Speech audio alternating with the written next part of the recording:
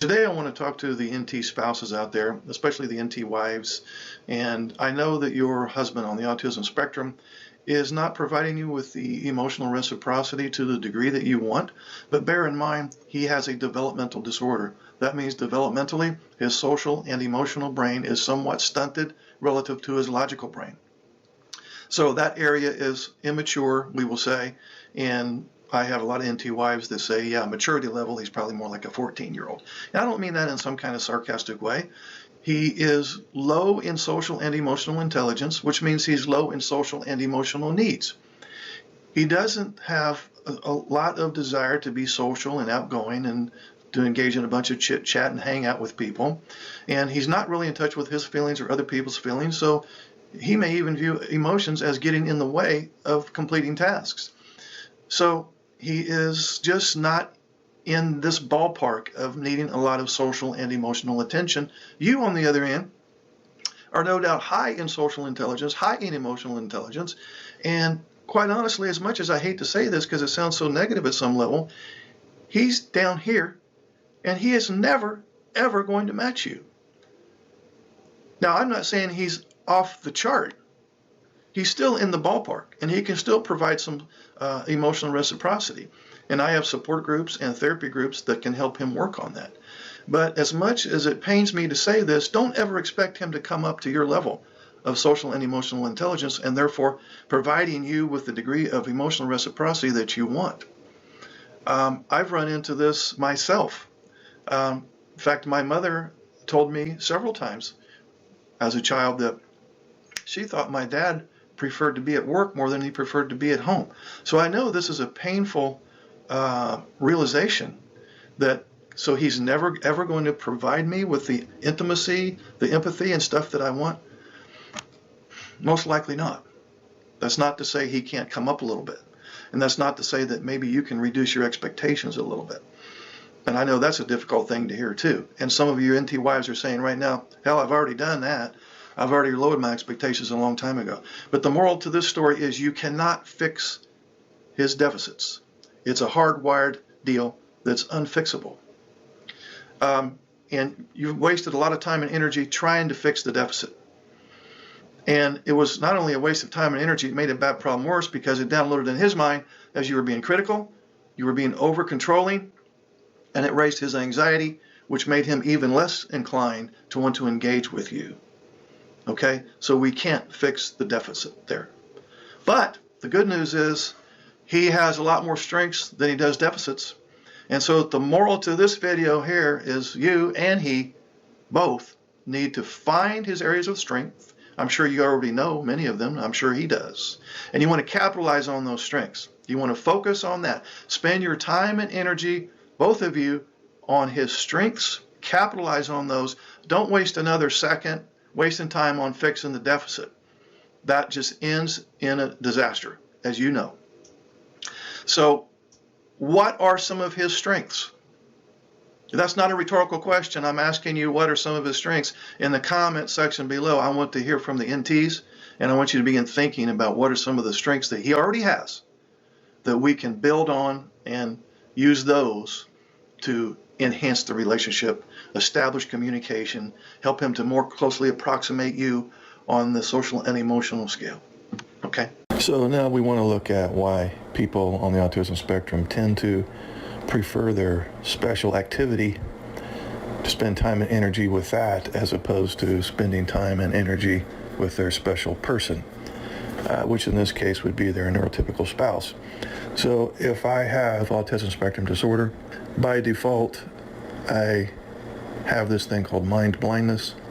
Simply put, it's hard for me to predict what might be in the mind of other individuals, what they might be thinking, and that creates a cascade of problems because now, if I don't understand how they think, I also don't understand why they say and do the things they do. I don't understand their motives. I don't understand their perspectives, and so I'm lost in that regard. Also with ASD, if I am wired that way, I have alexithymia, which means that I have in addition to mind blindness, I have emotions blindness. I don't understand how I feel. I don't understand how other people feel. I don't get the connection between their facial cues, body language, and how they're feeling. I don't get the connection between their tone of voice, volume of voice, wordage, and how that connects to their feelings. So there again, I'm lost. So being so out of touch with others in the social and emotional sense creates a lot of unpredictability in my life. I don't understand how I feel. I don't understand how you feel. I don't understand how you think, why you behave the way you do, why you say the things you do. I'm so out of the loop that I live 24/7, 365 days a year in some state of unpredictability. And this chronic low-grade unpredictability that manifests at home, in the workplace, and otherwise creates mild low-grade anxiety in me 24/7, 365 days a year. So living a life of chronic low-grade anxiety puts me in a position to want to reduce that anxiety. So I come up with a host of anxiety reduction strategies. That's going to be some version of a meltdown, mild to severe, and or some version of a shutdown, mild to severe. Or I may engage in false agreement. In other words, I just give you the indication that I'm going along with what you want and what you're saying, just basically to get you to stop talking to me and end the conversation because it's getting too stressful. But one of the most important things that I do with this chronic low-grade anxiety due to so much unpredictability in my life is I create a lot of structure and routine. Since things are so unpredictable, I try to make them as predictable as I can, and that is through providing myself with a set of routines, a set of rules, a certain structure that I must abide by to keep my anxiety at bay. And one of the best ways that I can achieve this business of routine and structure is to find an activity that I enjoy and become totally hyper-focused and engrossed in that activity. Because now I have super predictability and I have super anxiety reduction when I am totally absorbed and mesmerized by and in my special interest. Whether that's my work or some hobby or some computer game, you name it. There's a multitude of different things there. So this creates a problem for me socially because now the people that supposedly want to connect with me have a great difficulty connecting with me because I'm gone. I'm spending more time and energy and more passion with my special interest than with my special person or my special people. And they feel left out, ignored, disrespected. They view me as being selfish, uncaring, insensitive, narcissistic, and even sociopathic. And they feel emotionally deprived. She may even claim that she has Cassandra syndrome. All of this is not what I want, and it raises my anxiety even more, which makes me engage in my special activity even more, which creates more distance between me and my special person or my special people, and which makes me in turn want to spend more time with my special activity. So in summary, my spending a lot of quality time with my object of preference, which is probably nothing to do with anything social, is my structure, my routine, my anxiety reduction strategy. So I have a chronic special interest to deal with my chronic anxiety. So if I have ASD, I'm going to have a lot of routine and structure, which means I'm going to have a lot of rules. I'm going to be the type of person that wants things to be done in a certain way at a certain time. I don't want my routine interrupted. I don't want to have to shift my focus from what I'm doing now to tending to somebody else's needs or wants or desires. So I'm going to be very rule-oriented. I'm going to be super resistant to any kind of change, especially unexpected change. And when my routine gets interrupted, that's when my anxiety comes up, and that's when the significant people in my life are probably going to witness me doing some version of a meltdown or a shutdown. So in this way, a meltdown or a shutdown or a combination thereof is really nothing more than anxiety overload, which in turn means I'm going to soon go back to reducing that anxiety which means I'm back to my special interest again. So in a nutshell, my special activity is always highly predictable, whereas my special person is most often highly unpredictable. So what I run into a lot in working with couples online is they have gotten into the business of keeping score. And it's like the scorecard is about who is hurt the most. You know, for example, she'll say, you never do this. And he goes, oh, well, that's because you never do that. And she goes, well, remember when you said blah, blah, blah? And he goes, yeah, but then you said such and such. And so it's like this competition, almost like sibling rivalry, where you have this brother and sister that are so competitive. And each party is trying to make the other party feel that they're wrong. So the scorecard is the victim scorecard. And I'm keeping score of how much you have victimized me. And I'm going to be sure and bring it up each time we fight. I'm going to bring up the problem that I'm having with the current fight, and I'm going to throw in all the other stuff that we fought about previously. So when you get to this point, what's going on is back in the day, and I'm talking to the ASD husbands now, you drifted away for whatever reason and she stopped getting some of her intimacy needs met. And so then she began to have some anxiety and even fear about, spending the rest of her life going solo rather than as a team player. And so she is now at a point where she's kind of fearing abandonment. And now I'm going to talk to the NT wives. Back in the day when he was meeting some of your intimacy needs, you probably also showed appreciation for that and provided him with a little bit of acknowledgement and praise. But now we fast forward to today, and you haven't verbalized any appreciation for a long time. And now he fears being controlled, being criticized, and the end result is he pulls away even more. Now we're into this cycle where the NT wife is the pursuer and the ASD man is the distancer. She's not getting her intimacy needs met. She fears abandonment and lack of cooperation. He's not getting his appreciation needs met. He fears being controlled and criticized. And so now we're back to the scorecard again, where he's going, well, you're always trying to control me. You're always being critical. Oh, yeah. Well, you never provide me with emotional reciprocity. I'm emotionally deprived. I have Cassandra syndrome. See, my scorecard is way more accurate than yours. And back and forth like this. And it's a competition. And the competition is slowly destroying the relationship. So back to the guys now, you need to be thinking in terms, how can I make her feel like she's not going solo, that I am part of the team, and that she is getting some of her intimacy needs met? And ladies, you need to be thinking in terms of, okay, instead of me focusing on keeping score of my hurts, maybe I need to come up with a well-placed compliment or show of appreciation sometimes. I don't care how much he has dropped the ball, and I'm sure he has dropped it many times. He's doing something right. So do yourselves a favor, the both of you. Put the damn scorecards away. This isn't a freaking competition, okay? So sometimes when your neurotypical spouse is, quote, nagging, complaining, getting angry with you, unquote, it often downloads in the ASD brain as, I'm not good enough, she's being critical of me, she's trying to control me, etc.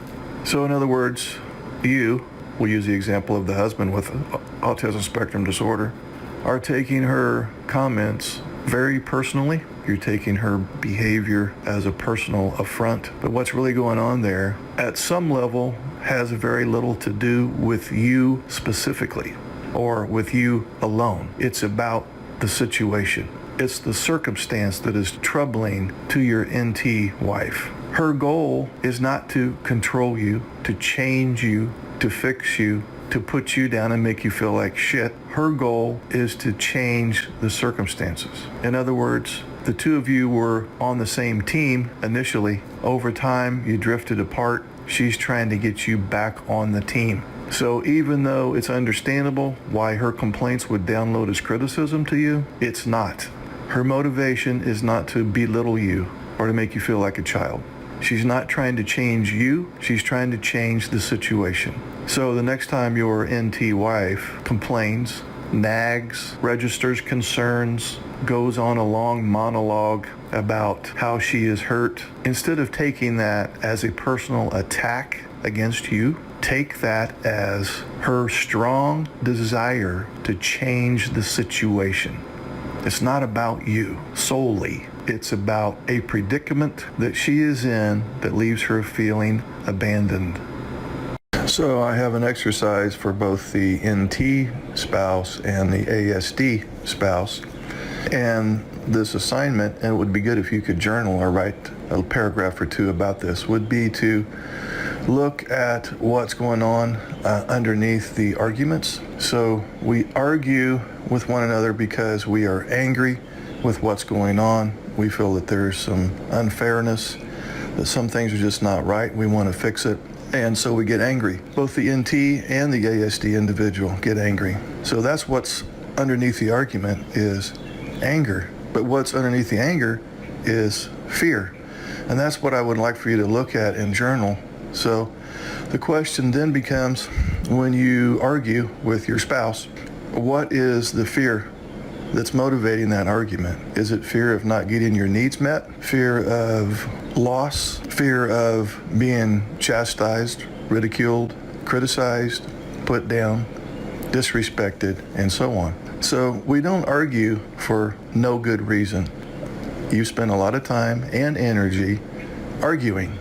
In fact, if you've had a knockdown, drag-out argument that has lasted for an hour or more, you may have realized that you're exhausted because it does burn up a lot of energy. And so if you could look at the fear that's motivating these arguments, that's motivating the anger, then the next step then would be, okay, what can I do to address the fear?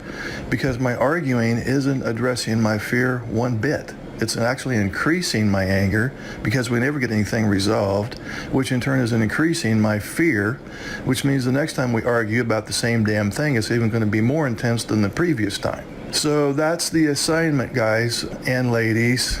I want you to begin the process of debriefing or going back and investigating your arguments in retrospect after they have already happened.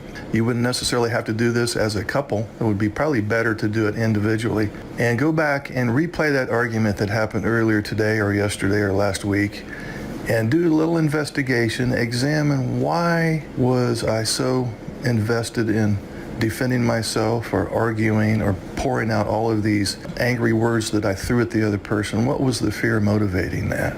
So the next part of the assignment would be then, when you have your list of fears, go back and look at, what can I do to get these fears addressed? We'll use the example that may be consistent with what some NT wives experience. We'll go with the fear of not getting my emotional needs met. So the next time you would have the propensity to argue and fight and get angry, instead maybe you could actually have a conversation rather than an argument about how I can get my emotional needs met. So you'd want to brainstorm some ideas about that, and then you could present that in a calm manner to your spouse. Let's use an example for the man who has autism spectrum disorder, and maybe one of his fears is being criticized. So now you would need to brainstorm some ways that you could converse with your NT wife such that her words didn't download as criticism in your brain. So the hope then is that you could actually have a conversation rather than an argument and give your NT wife some ideas on how she can express herself such that you don't view that as put downs, criticism, her being parental, exaggeratory, and so on. So this is not a magic bullet, but it's certainly the beginning of looking at the core issue, which is your fears. Hey guys, this is Mark Hutton with AdultAspergersChat.com, and today I got a brief message for the NT wives out there who are in a relationship with a husband on the autism spectrum, although what I'm about to say would apply if the inverse were the case as well. In other words, he is the NT and she is the one with autism spectrum disorder. But you may have run into a situation, and I'm sure you have, where you've tried to have a conversation with him about some of the relationship issues you'd like to resolve, and the thing just ended badly, and always does. And you just get to the point where you just give up even trying to have conversations about difficult topics. So what goes on, and this is kind of hidden And honestly, this conversation is going to be a bit spooky because we're talking about stuff that's almost at a spiritual level. But anyway, you, by virtue of feeling emotionally deprived and not getting the emotional reciprocity that you want and honestly deserve, are in a state of anger, frustration, perhaps depression, anxiety, and so on. And why wouldn't you be? But when you go into a situation where now you're going to have a conversation with him, you come into that conversation negatively charged. And what I mean by that is you're giving off a negative vibration that he will pick up on. And he won't even know he's picking up on it. He'll just know that now his anxiety and anger is up, because now he has matched your vibration. And so we call this a vibrational match. In this case, it's a negative one. So now he is charged with an element of negativity. His anger, resentment, and so on now begins to rise, which now his negative energy field comes to you, which feeds your existing negativity, which then goes back to him, and so now you're in this negative feedback loop. So you're giving off a negative charge, he picks up on the negative charge, then becomes also a sender of more negative energy, which you pick up on, and we call this, again, a vibrational match. So I know this whole conversation is a little mysterious. It's something that you can't see, but you know there are things that exist even though you can't see it. You're breathing right now. You don't actually see the air, for example. But you've already experienced this. Maybe you weren't conscious of it. Have you ever been around somebody and you just felt uneasy around that person? They weren't doing anything wrong. They weren't giving off any obvious facial cues or body language. They may not have even been talking. They were just within your field, and you just felt uneasy around them, and you didn't even know why. So we know that this business of having an energy field that extends a few feet beyond your actual physical body, we know that that exists. So this happens, but it happens more profoundly when the feelings in this case are more intense. And there's a wide range of emotions, and each emotion has different levels of intensity. Sadness is a low vibration. Panic is kind of a high vibration. They give off different levels of adrenaline, noradrenaline, cortisol, cortisone, all of these fight or flight chemicals that get you either ready to run or to fight or to hide, or in this case we're talking about it gets you geared up to argue and fight and defend yourself and try to get the other person to cooperate and so on. All of that business is energy by definition. And you give off this energy, and that person that you're arguing with picks up on this energy, and that's why they argue right back. And that's why you get nowhere. All you've done is exchanged a bunch of negative energy. And now both parties are more resentful, more angry, and exhausted, and more willing to just give up, because we never get anywhere with these conversations. So this begs the question, well, what can I do in that situation? Well, a good first step would be to be aware of what's going on behind the scenes. If you peel back the curtains, you will see that anger and anxiety is just waiting to leap out in energy form. And so when you try to have a conversation the next time with your husband, and by the way, this works both ways. The ASD husband needs to use this information when he has a gripe with his NT wife as well. Go into that conversation with a different mindset, such that you are aware that you could get charged with negative energy. In other words, getting the chemicals going in you that stimulate anxiety and anger and frustration, and you're wanting things to be fair, you're wanting people to behave, you want to get people to do what you think they should be doing. All of that type of self-talk is getting your body charged up with negative energy. So the best thing you could do, and it would be a good first step, is to, when you go into this next conversation that may happen later today, ask yourself this question: how can I go into this conversation and have the mindset where I'm going to be positively charged. I'm going to come into this conversation with as much love, compassion, and gratitude as I can muster.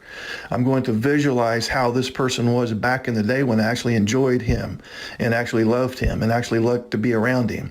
I'm going to visualize that so that even though I may not necessarily feel that way today, that's going to be what I'm going to visualize so that when I come into this conversation, I'm actually giving off positive vibes. And then he's going to pick up on some of that positivity. He's going to match you vibrationally. You get some of that positivity back. Now you're in a positive feedback loop. Links below this video for more information. Thanks, guys. Hey, this is Mark Hutton. Would you like to schedule a one-on-one Zoom call? Okay, it's so simple. Just look under any of my videos in the description area. Click on this Calendar link. Now you see my calendar. Pick your month, your day, anytime that's available. Enter your name and email address. Then you'll get a follow-up email with the Zoom link on the day and time that you picked. And voila, we will talk.